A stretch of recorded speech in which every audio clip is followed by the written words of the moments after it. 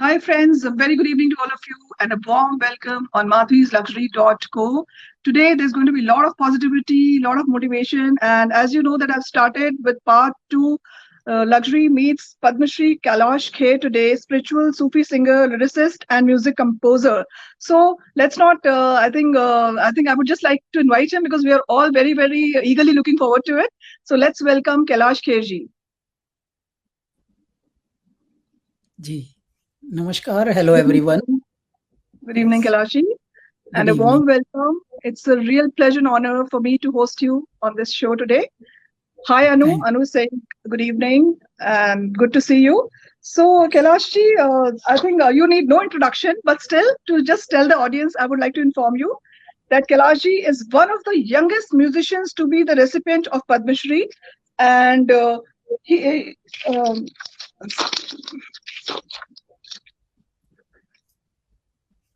One second. Actually, I think I over prepared today, so probably that's why this is happening. One second, please. I'm so sorry. जी, कोई नहीं. सुनीता जी भी join कर चुकी. सुनीता धर. Yeah. Ji. Yeah. Hi, Sunita. So the journey of this remarkable Sufi and spiritual singer is not more than 15 years. In this short span, he has sung more than 1500 plus film songs. He has sung in more than 20 plus languages, and he has almost won all the prestigious for film awards. So it's a real honor for us for him to be here on the show today. So before we start with the show, Kailashi, I would really request you if we could start with the small prayer, a motivational prayer for everybody at this time of pandemic. Ji. So I will start with the Adi Yogi and भगवान मेरे भोलेनाथ का नाम लेकर हम लोग प्रारंभ करते हैं लोगों से बात करना. दूर उस आकाश की गहराइयों में एक नदी से बह रहे हैं आदि योगी. शून्य सन्नाटे टपकते जा रहे हैं. मौन से सब कह रहे हैं आदि योगी. योग के स्पर्श से अब योग में करना है तन मन. सांस शाश्वत सनन सनन प्राण गुंजन घनन घनन उतरे मुझ में आदि योगी. योग धारा छलक छन छन सांस शाश्वत सनन सननन प्राण गुंजन घनन घनन उतरे मुझ में आदि योगी. उतरे मुझ में आदि योगी. Beautiful. Lot of people are commenting. Beautiful voice, soulful voice, undoubtedly. It's such a pleasure to hear you and having you here with us. So, Kailashi, I would like to first ask you कि आपकी recipe क्या है success की, वो हम सब जानना चाहते हैं. इतनी यंग एज में आपको पद्मश्री मिला और इतनी जल्दी आपको इतना कुछ फेम नेम मिला, उसकी सक्सेस की recipe and from an independent musician film music to Padma awardee, your journey. We all would love to know your journey, Kailashji. My journey began in 2002 and I come from a very modest, humbled background, but due to my own passion for music and for the way I live, many hurdles I chose for my life. And in my very formative years only, I had seen quite tough path to survive. And because of that, God gave me, so much natural learning. Because when you go through tough time, then, sometimes tough goes through you only. So you become more tougher.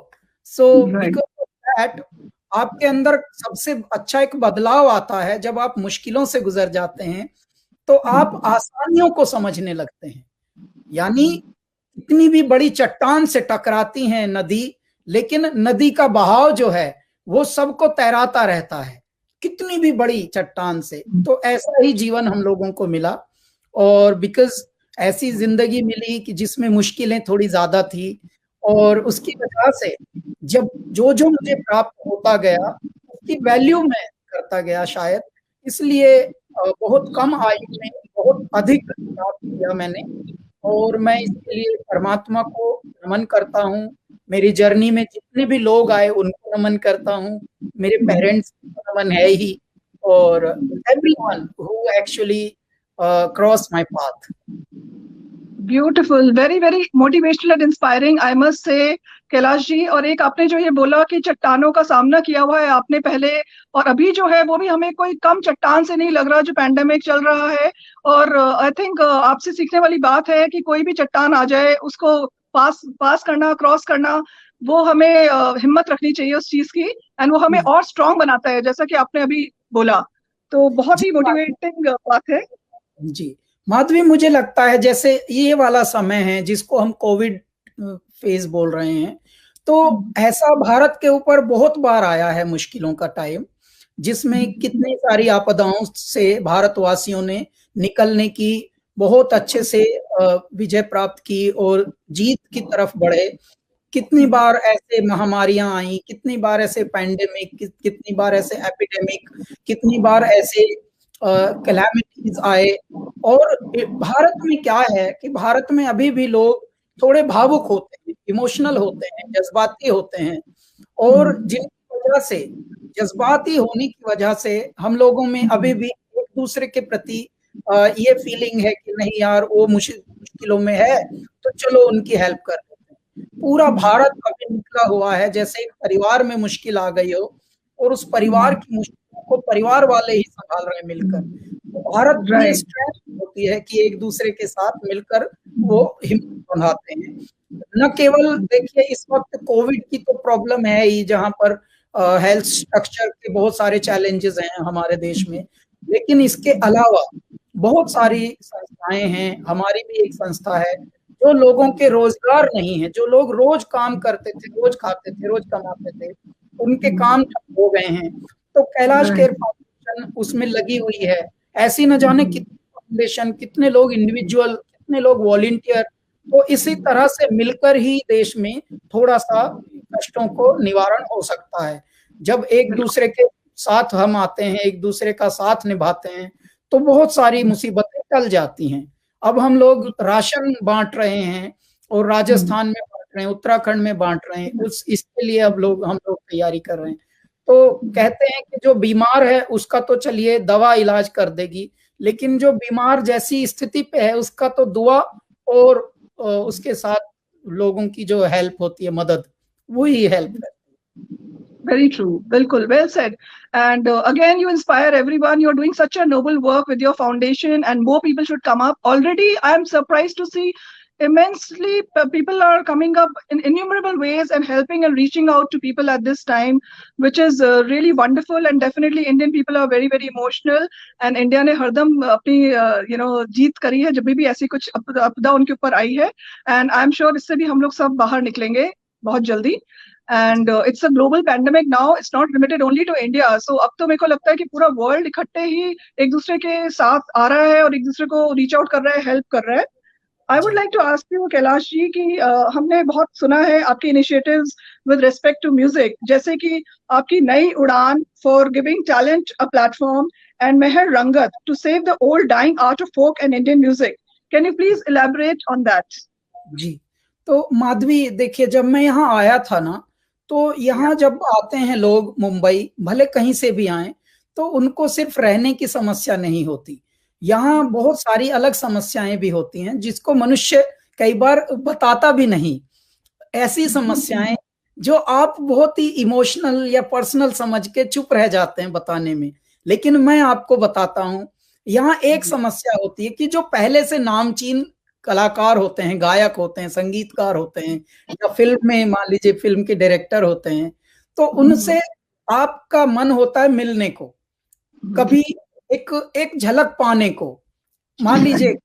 क्योंकि देखिए कहते हैं कि जो जुगनू है वो भले सूरज बन नहीं पाएगा, लेकिन चमक तो थोड़ी सी उसमें भी है और उड़ान भी है।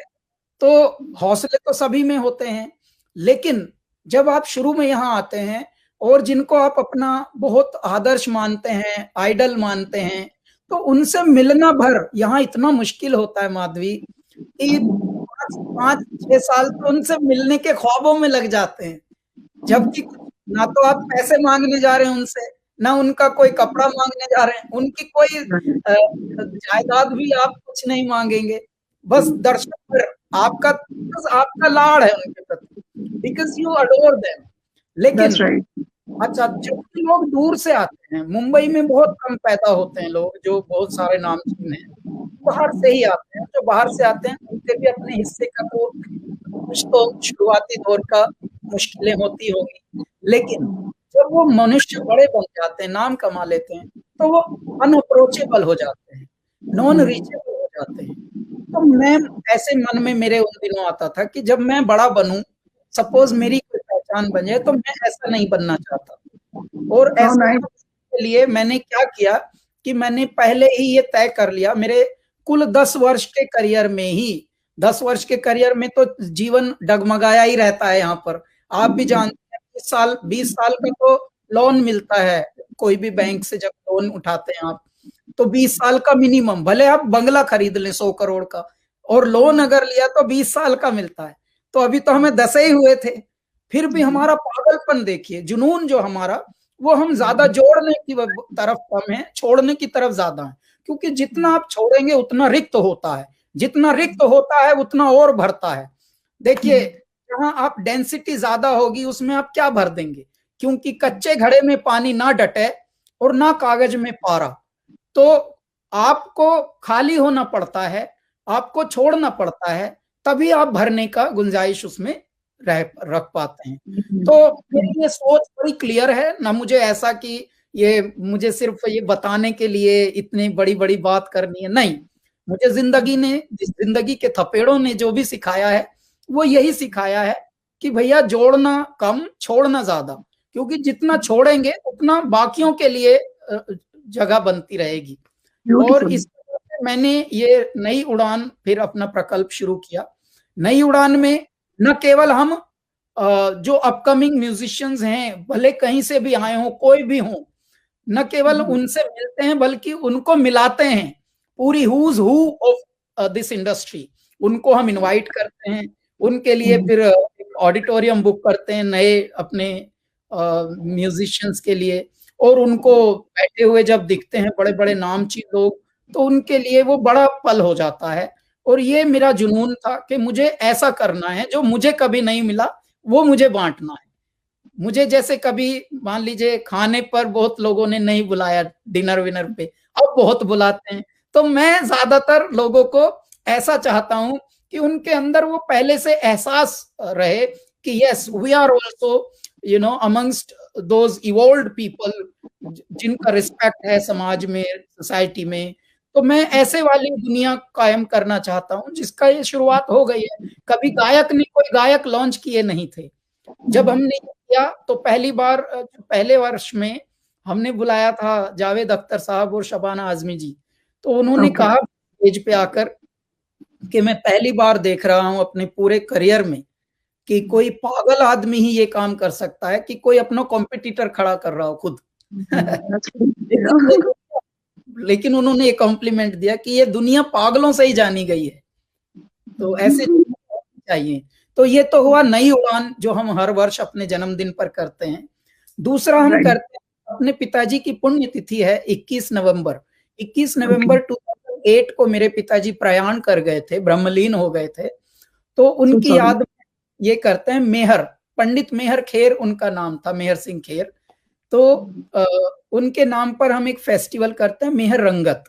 उसमें मैं फोक म्यूजिशियंस यानी लोक संगीत और लोक गायक जितने भी हैं, लोक वाद्य भी जितने हैं, उनको बनाने वाले, बजाने वाले, उनके नाम ये फेस्टिवल है। जिनको कभी बड़ा मंच नहीं मिलता, बड़ी जगहें नहीं मिलती, बड़ा नाम नहीं मिलता, उनके लिए हमने ये बड़ा स्टेज क्रिएट किया है, मेहर रंगत। यानी मेहर मतलब, अगर आप शाब्दिक अर्थ भी देखें, मेहर मतलब ब्लेसिंग, जैसे गुरु मेहर करे, तो वो मेहरबानी, तो वो वाला देखिए, एक मेहर और मेहरबानी की रंगत, यानी ब्लेसिंग की रंगत। ब्लेसिंग से आप न केवल खुश खुद होते हैं बल्कि खुशियां फैलाते हैं फिर आप। तो मेहर रंगत फेस्टिवल उसी की उपज है। मेरे पिताजी की याद में मैं करता हूं, और उनको जो एक तरह से डिजेक्टेड हैं या डिप्राइव्ड हैं, जिनको कभी बड़े स्टेज नहीं मिलते, बड़ा नाम नहीं मिलता, उनके लिए ये स्टेज हमने बनाया है मेहर रंगत। और इसमें हम फोक म्यूजिक, जो धीरे धीरे कुछ वाद्य विलुप्त होते जा रहे हैं, हम उनके बचाने की मुहिम इसमें छेड़े हुए हैं। हम मतलब हम अपना पैसा लगा लगा के और सारे म्यूजिशियंस को बुलाते हैं। 30-30 म्यूजिशियंस कभी कभी होते हैं, और वो बड़ा स्टेज भव्य, मतलब हमारे करने का ढंग भी ऐसा जैसे कोई राजा कर रहा हो, जैसे भाई आज है, अगला अगला दिन बचेगा ही नहीं। फकीर की आई मौज फकीर की, दिया झोंपड़ा फूंक। Nice, very, very inspiring. Every word you're speaking is inspiring, actually. And I don't know how much we can take today from you, because there's so much to you. And आपका passion देखे, आपकी humbleness देखे, या आपकी such a noble thing that you're doing. I don't know what all to learn from you. There's so much, actually. And a lot of comments are coming. People are saying you are a true singer, you are a true artist, and I think there are many of them. Somebody, yeah, actually somebody, some of those I am also reading, so it's very inspiring and encouraging. yeah. And God bless you all. Neha Garg ने लिखा है, you were who was your inspiration in your early life? early life, okay, yeah. तो नेहा नमस्कार। मेरे early life की inspiration, आप हंसेंगी, मैं रहा हूँ आश्रमों में। मैं घर छोड़ के भाग गया था और बाद में थोड़ा मुश्किलों में रहा, लेकिन बाद में चीजें संभली तो फिर एक आश्रम में रहने लगा। मैं वहां पला बड़ा, मेरी एजुकेशन भी एक आश्रम के ही, गुरुकुल के ही विश्वविद्यालय में हुई है। तो मैं क्योंकि स्पिरिचुअल सोल्स के इधर इर्द गिर्द बहुत रहा, और जबकि टफ टाइम मैंने बहुत देखा। टफ टाइम का मतलब होता है कि मैं बुरा बन सकता था, मैं बुरे राह पे जा सकता था, लेकिन बिकॉज ऑफ द संगत ऑफ दोज सेंट्स अराउंड, तो उनकी सराउंडिंग से मैं बिगड़ा नहीं, मैं बस ठीक रहा और बैलेंस रहा। और जैसे कहते हैं ना, चंदन विश्व व्यापक नहीं लपटे रहत भुजंग, कि चंदन के पेड़ पर सर्प लिपटे रहते हैं फिर भी जहर वहां नहीं चढ़ता। तो मैं भी इस तरह से, मेरी इंस्पिरेशन शायद वही स्पिरिचुअल एटमॉस्फेयर था जिसकी वजह से कटुता मेरे अंदर नहीं आई, वरना कड़वे तजर्बे बहुत हुए। लोगों ने ह्यूमिलिएट किया हमें, लोगों ने उपहास हमारा उड़ाया, मजाक उड़ाया, लोगों ने हमको सीरियसली कभी लिया नहीं। हमारी आवाज की मजाक उड़ती थी, हमारे म्यूजिक की मजाक उड़ती थी। तो बहुत सारी चीजें ऐसी थी जिसकी वजह से आप कॉम्प्लेक्स हो सकते थे, आप इंफीरियरिटी आपके अंदर आ सकती थी, आप फ्रस्ट्रेट भी हो सकते थे, आप गुस्सा करना सीख सकते थे। लेकिन परमात्मा ने हमको ठंडा रखा, वो शीतल रखा, because of my surrounding. Yeah, so I think it's like as the company, so is the color, because you were with so many spiritual people. So उनका कहीं ना कहीं रंग आता है, रंगत का. And a lot of people are again commenting. Shreya wants to know that who's the inspiration for Lord Shiva? Why you chose music, sir? And what is your feelings for Lord Shiva? भगवान जो questions I can see. जी जी, मैं बताना चाहिए किनका question है? श्रेया श्रेया, हाँ श्रेया, आपको बहुत नमस्कार है। Very beautiful question also you asked. क्या होता है इस दुनिया में, शिव एक ऐसी शख्सियत, ऐसी पर्सनालिटी, एक ऐसी इमेज, एक ऐसी विभूति परमात्मा की बनी हुई है हम लोगों के लिए, कि जो अजर हैं, अमर हैं, शून्य हैं, शिखर हैं, पुरातन हैं, सनातन हैं। हे मेरे दाता, अरूप में स्वरूप में शिव ही शिव हैं। और मैं आपको बता दूं, ये आप महसूस तब करते हैं कि जब आपके निकट दुख आता हो, क्योंकि मैं दुखों से बना हूं, मैं मुश्किलों से बना हूं, मैं मुसीबतों से आगे आया हूं। और कहते हैं कि तुमने उस्तादों से सीखा है, मैंने हालातों से सीखा है। तो मेरे लिए शिव जो हैं वो सबसे बड़े इसलिए मेरे आराध्य बने, क्योंकि वही हैं जो बनाते भी हैं और बनाकर फिर से मिटाते भी हैं, फिर बनाते हैं। मतलब वही सर्जनहारा भी हैं और वही फिर से विध्वंस भी कर देते हैं। तो क्रिएटर एंड डिस्ट्रॉयर, यस, वो अनंत हैं एक्चुअली। अब उनके रूप के अलावा मुझे कुछ ऐसा दिखता भी नहीं है। मैं तो प्रकृति को भी उन्हीं का रूप मानता हूँ, और इसलिए मैं क्योंकि बाल्यावस्था से उनको ही भजता आया हूँ, और मेरे मन में ये था कि हे मेरे ईश्वर, जब मैं एक बार ऋषिकेश में गंगा आरती से पहले गाता था, मैं वहां पे कर्मकांड सीखने गया था, तो मैं वहां का स्टूडेंट था। तो जब मैं वहां गाता था तो जितने शिव उपासक हैं, जितने शिव आराधक हैं, जो हमारी नजरों में साधु संत होते हैं, और वो भी वो वाले साधु संत जो गुफाओं में रहने के बाद सर्दियों में नीचे आ जाते हैं, यानी ऋषिकेश की तरफ आते हैं, गंगा घाट को धूप सेकने लगते हैं, वहीं रहते हैं घाटों के पास। तो जब वो नाचते थे हमारे गानों पे, और वो दुशाला खोल खोल के नाचते थे, वर्लिंग करते थे, तो उनका जो साधारण सच्चा वर्लिंग होता था, मेरे हृदय में तभी आया था ये कि भगवान, जब भी मैं आपका सुमरन करता हूं तो ये लोग नाचते हैं, और मैं इनको, ये मेरे फेवरेट हैं, मैं इनको अपना, मतलब आई एम देयर फैंस, जबकि इनको पता भी नहीं, तो उन साथियों को, उनको पता भी नहीं कि मैं उनका फैन हूं। तो फिर भी वो भी नाच रहे हैं। तो मेरे मन में तब ये एक कॉन्फिडेंस आता था, माधवी और श्रेया, कि शायद इस तरह के जो लोग हैं, जो इतने एलिवेटेड स्टेज पे आ चुके हैं लाइफ के, कि यदि वो नाच सकते हैं मेरे म्यूजिक पे, तो शायद मेरे ईश्वर ने, मेरे शिव ने कुछ ऐसी दुनिया बनाई है जो इस तरह के म्यूजिक से भी थोड़े लाभान्वित होंगे। अच्छा, बहुत दुनिया के लोगों ने म्यूजिक को एंटरटेनमेंट तक माना है। मैं बोलता हूं music can not entertain ever, music can only entertain as well as enlighten. Lovely, beautiful, and that's what it's been doing, I think, now, especially with you, with your voice and your songs. It's exactly doing that, enlightening and entertaining all of us. And now again, I think Neha is saying ki aapki simplicity ko naman. Undoubtedly, it's so nice to know your story in your own words, and so honest you're about telling the hardships that you've gone through, and it's not all a goody goody rosy picture that you are showing us. So it's really nice to know the other side of the glamour industry, right from you in your own words. Vicky Anand is saying hi. There are many more questions actually people are putting up. So Richard's asking, how has pandemic affected music industry? Music industry को कैसे effect किया है pandemic ने? जी, pandemic ने actually अगर कुछ effect किया है किसी के रोजगार पे, किसी के व्यापार पे, किसी के कारोबार पे, तो सबसे ज्यादा वो आर्टिस्टों पर। क्यों? क्योंकि वो रोज कहीं ना कहीं कॉन्सर्ट करते थे। देखिए, हैंडफुल हैं जो नामचीन आर्टिस्ट हैं भारत में, वो 10 या 20 होंगे बस, जिनके बड़े बड़े कॉन्सर्ट्स होते हैं, बड़ी बड़ी गैदरिंग होती है, बड़ी फीस होती है, बड़ा क्राउड होता है। लेकिन भारत में लाखों आर्टिस्ट ऐसे हैं जो रोज कमाते हैं, खाते हैं सिर्फ गाकर, परफॉर्म कर, और उनका they are not even listed और registered in any category also.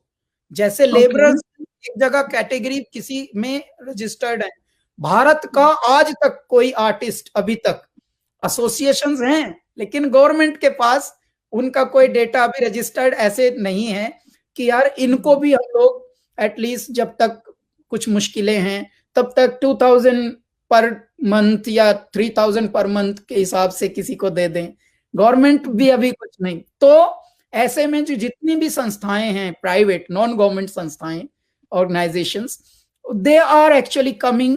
जैसे अब कैलाश खेर फाउंडेशन, अब हम राजस्थान के लोक कलाकारों के लिए 1 ट्रक भर के राशन भिजवा रहे हैं। और देखिए 1 ट्रक भी कम है, क्योंकि लाखों की संख्या में 1.5 लाख परिवार हैं भी, बाड़मेर, जैसलमेर, उदयपुर और अपने नागौर, अपने बीकानेर, जयपुर, जोधपुर, इन इलाकों के दूर दराज गांवों की तरफ जी 1.5 लाख परिवार हैं। अब 1.5 लाख परिवारों को आप अगर 3-3 महीने का राशन भी देंगे तो 1 ट्रक से तो काम होगा नहीं। तो ऐसे जितना हो सक रहा है हम कर रहे हैं। अच्छा, ऐसे और भी कर रही हैं संस्थाएं, तो हम और संस्थाओं को भी बता रहे हैं कि कृपया इस वक्त दान जरूर दो, और दिल से दो, क्योंकि दान देना इसलिए बहुत अच्छा होता है कि जैसे ही आप खाली करते हैं तो परमात्मा फिर से भरता है। यदि आप भरे भरे रखेंगे तो फिर पता लगा गुम भी जाएगा आपका और चोरी भी हो जाएगा, आपको पता भी नहीं लगता। जिनके पास बहुतायत है, I always observe my own life. कभी कभी हम लोगों के गिफ्ट्स आते हैं बहुत सारे, वो गिफ्ट रखे रह जाते हैं, टाइम ही नहीं मिलता हमको खोलने तलक को। फिर कभी समय मिला, मान लीजिए हमारे स्टाफ ने खोल के दिखाया कि साहब ये आया पड़ा था बहुत दिन से, इसमें ये है उसमें वो है। जब ये देखते हैं तो हम हंसते हैं, अरे ये फला ने दिया था, ओ हो। तो हमें ऐसा, जिंदगी भी एक गिफ्ट है, परमात्मा भी हम सबको गिफ्ट देते हैं। किसी को पैसा भी देते हैं, किसी को मान लीजिए वस्तुएं दे देते हैं, किसी को बहुत सारी साधन दे देते हैं, लेकिन सब प्रयोग ना करें, उसको जोड़ जोड़ के सिर्फ रखें, वो फायदा कुछ है नहीं। प्रयोग करो, भोगो, अच्छी चीजें खाओ, अपनी सेहत बनाओ, अच्छा भोजन खाओ, अच्छा वस्त्र पहनो, लेकिन यदि आपके पास एक्स्ट्रा हो तो वो किसी और के काम में लाओ, भले अपने स्टाफ के ही काम में लाओ, भले स्टाफ की कोई परिचित या कोई रिलेटिव्स को, उनको थोड़ा हेल्प करो। देखिए ईच वन हमारा ये नारा है। यदि आप पढ़ लिख जाएं तो किसी एक को अपने जैसा बना दीजिए, आप यदि छक जाएं तो किसी एक को छकाइए। यदि ऐसे ही चलता रहा तो it can create a chain, और ये श्रृंखला फिर मरी को भी मिटा देगी, ये लाचारी को भी मिटा देगी, ये महामारी को भी मिटा देगी। बस हमें बदलना है, ईच वन टीच वन, ये मेरा नारा। Wonderful, great message I must say, and you are actually right कि जो भी हम लोग एक्यूमुलेट करते हैं उसकी हमें जरूरत नहीं होती है, हम लोग एक्स्ट्रा एक्स्ट्रा एक्स्ट्रा करते जाते हैं। स्पेशली अभी पैंडेमिक में तो सबको रियलाइज हो गया है कि कुछ भी नहीं जरूरत है एक अच्छी लाइफ के लिए। Health is important and being with your close ones, बाकी सब हम एक्स्ट्रा एक्यूमुलेट कर रहे हैं लाइफ में। And what goes around comes around, जितना हम देंगे उतना हमें वापस फिल हो जाता है, वो जितना भी जाता है वो वापस आ जाता है। तो जब तक हम देंगे नहीं वो आएगा भी नहीं। अब मैं आपको हेल्थ और अपनों के साथ रहने का बहुत बड़ा ये बताता हूँ। देखिए Kailash ji, who is your routine, what is your routine during corona? हाँ देखिए, मेरा यही रूटीन है कि कोरोना के दरमियान हम लोग बहुत सारा वीडियोस पे रहते हैं, वर्चुअल सेशंस में रहते हैं, मोटिवेशनल बातें हमको बहुत लोग बुलाते हैं, बड़े बड़े इंस्टीट्यूशंस, और थोड़ा थोड़ा गा के भी हम बताते हैं तो लोगों को, तो मतलब इनफैक्ट कोरोना में हम ज्यादा बिजी हैं, लेकिन पैसे नहीं आ रहे बस। अब जो भी बुलाते हैं वो फ्री में बुलाते हैं। तो वो भी ठीक है, कभी घी गने, कभी मुट्ठी भर चने, कभी उन्हें भी मने। ये time, it's time, so we have to accept the fact of time. अच्छा, दूसरे में आपको बता रहा था कि हेल्थ और अपनों के पास रहना कितना अनिवार्य है। देखिए, आज इस पृथ्वी पर संकट किस चीज का आया है? वायु का, हवा का, जिसको हम प्राण वायु कहते हैं, अंग्रेजी में ऑक्सीजन बोलते हैं। भारत में, पूरी दुनिया में, पूरे ब्रह्मांड में, यूनिवर्स में भगवान ने ऑक्सीजन की कोई कभी कमी छोड़ी ही नहीं। फिर भी देखिए कैसे तड़प रहे हैं लोग, कैसे किसी के तो प्राण भी चले गए। क्यों गए? ऑक्सीजन की कमी नहीं है, लेकिन ऑक्सीजन को जो अब्जॉर्ब करने वाले कंपोनेंट्स हमारे शरीर के अंदर हैं, अब हमने उनको सिकोड़ लिया। हमारी भावनाएं, हमारी आत्माएं सिकुड़ गई हैं, हमने अपनों के साथ रहना छोड़ दिया। हम सब स्ट्रेस में हैं। देखिए, दौलत बेशक सबने कमा ली, लेकिन एक तो हेल्थ बिगाड़ी है सबने, और सब स्ट्रेस में हैं दौलत पाकर भी। मतलब फिगर आपकी बोले तो बिलियंस में है, लेकिन आपकी या तो हेल्थ कुछ बिगड़ी हुई है, और या फिर आप हमेशा चिंता में डूबे हैं। भैया ऐसा बोझ किस लिए, ये बैगेज क्यों रख लिया सर पे तूने? फिर दौलत ना हुई, ये तो फिर बैगेज हो गया जिसके नीचे तू मरने को तैयार है। तो ऐसा बनना, उसके लिए ये भगवान ने इशारा दिया है। ये ऑक्सीजन की कोई कमी हो ही नहीं सकती।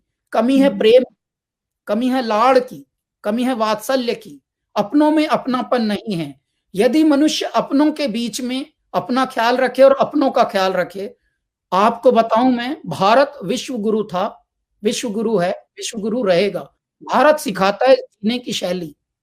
जिनके पास बहुत बड़े बड़े हेल्थ स्ट्रक्चर थे, जिनके पास बहुत बड़े साधन थे, डेवलप्ड नेशंस जो हैं, जो दुनिया को टेक्नोलॉजीज, दुनिया को इंफ्रास्ट्रक्चर्स, दुनिया को न जाने क्या क्या मशीनरी और इंटेलिजेंस बांट रहे थे, उनकी भी हालत क्यों पतली हुई? वहां भी देखिए सब कुछ सूना इसीलिए था कि वहां मटीरियलिस्टिकली तो दे आर रिच, लेकिन इमोशनली दे आर एम्प्टी। तो हमें इमोशनली, भारत फिर भी क्यों सरवाइव किया अच्छे से? भारत में इमोशनली अभी भी उतना एम्प्टीनेस नहीं है, अभी भी एक दूसरे का ख्याल रखने के लिए बैठे हैं, खड़े हैं लोग। लेकिन अब धीरे धीरे हम क्योंकि भाग रहे हैं नकली की ओर, तो नकली पने के चक्कर में जो बच्चे हैं वो हमारे माता पिता से अलग रहने लगते हैं, माता पिता यहाँ ओल्ड एज होम में चले जाते हैं। वैसा नहीं करना, तो माता पिता को भी ऑक्सीजन की कमी है, और वो जो अलग रह के सोच रहे हैं बहुत हमने तरक्की कर ली, हम कैलिफोर्निया में हमने कंडोमिनियम खरीद लिया, बेकार है वो सब। अरे भैया तुम खुद ऑक्सीजन की कमी से जूझ रहे हो, और ऑक्सीजन क्या है? लाड़। जिन जिन घरों में बड़ों का साया ना हो और आप दौलत कमाने में सोचें कि मेड्स ही सब काम कर लेंगी, नहीं, मेड्स से सब नहीं होगा। Maids can not add feelings and emotions. वो जो केयर होती है ना अपनों की, वो बड़ी निराली होती है। तो माना कि अपने बोर करेंगे, माना कि अपने शोर करेंगे, लेकिन अपनों का जो लाड़ है, अपनों का जो सच्चा प्रेम है, उसको खोइए है मेरे तरक्की करने वाले लोगों। मैं यही बोलता हूं सबसे कि आप अपना और अपनों का ख्याल रखिए। ये दौलत, ये शोहरत तो करोड़ों लोगों ने आपसे पहले भी कमाई है, तो वो क्या उन्होंने कर लिया? सब यहीं छोड़ छोड़ के गए हैं। ताजमहल जैसे लोग छोड़ गए, और बड़े बड़े इमारतें, महल सब यहीं छोड़ गए लोग। तो उतना छोड़ने की बजाय अपना सेहत का, प्योर ईट प्योर लिव प्योर। देखिए ये अब हमारा एक नारा है कि पहले तो आप खाने का, अपना खाना बिगड़ गया, लोगों का भोजन और लोगों का भजन, ये जब से बिगड़ा है तब से स्वास्थ्य भी बिगड़ गया। तो लोगों को थोड़ा समझना पड़ेगा कि इतना भी दौलत के पीछे मत पागल हो जाइए। जैसे सारे काम अभी दौलत लिए घूम रहे थे लोग, लेकिन ऑक्सीजन नहीं मिल रही थी बेड नहीं मिल रही। इतनों की हमने, कैलाश खेर फाउंडेशन ने कम से कम 40 लोगों की मदद की है, इंडिविजुअलों की इस बार, जिनको बेड्स दिलाए, जिनको ऑक्सीजन कॉन्सेंट्रेटर घरों में लगवा के आए हम, हमारी टीम। तो देखिए मैंने ये देखा कि दौलत है उनके पास, वो चाहे तो पूरा शहर खरीद लें, चाहे तो हॉस्पिटल खरीद लें, लेकिन एक बेड उनको नहीं मिला। एक बेड नहीं मिला, तो इसका मतलब उनको ये गणित तो समझ आ गया होगा कि money can not buy everything. There is circumstances, there are opportunities, so better we live with synergy, जिससे भारत जीता आया है। संयुक्त परिवारों का देश था भारत, और बहुत कुटुंबों का देश था, कुनबों का देश था। तो हमें अपनों का निकटता चाहिए, प्रेम चाहिए। हम प्रेम से खाली हो रहे हैं, इसलिए जो ऑक्सीजन पंपिंग करने वाला एक यंत्र है ना हमारे अंदर लगा हुआ, जिसको हम लंग कहते हैं, फेफड़ा, वो फेफड़े सिकुड़ रहे हैं लोगों की। पहले तो देखिए लाड़ में आपने सुना होगा, हमारे बड़े बोलते हैं ये तो मेरा जिगर है। ये जिगर क्या है? जिगर तो लीवर और किडनी को ही जिगर कहते हैं ना जी। Very nice. तो ये तो है। तो ये क्या था? लोग अपने अंग की प्रतिमान देते थे, अंग का पर्याय देते थे। वो लाड़ कहाँ से लाए? अब आप पैसे से वो लाड़ खरीद रहे हैं, तो वो नहीं होगा। पैसे से मोहब्बत नहीं खरीदी जा सकती, पैसे से सच्चाई और ट्रस्ट नहीं खरीदा जा सकता। पैसे से you can by only service, but you can not bye emotion. तो really noble thoughts, noble work, and words of wisdom. And I think you are really truly an evolved soul, and a lot of us need to learn a lot from you. And that's the right way of living your life. And I think I personally also call all these antibodies: love, affection, emotion, and being with your close people. That's all our antibodies. We don't really need any oxygen if we have people who love us, who care for us, and whom we love and care also. जैसे आपने बोला जिगर का टुकड़ा हम बोलते थे अपने बच्चों को, चांद बोलते थे, and all this, कि so I think that really makes a lot of sense. And इस पे कमेंट्स तो बहुत सारे आ रहे हैं, बट अगर मैंने सबके कमेंट्स पढ़ने शुरू कर दिए और आपने उनको रिप्लाई करना शुरू करा तो it will take us some days.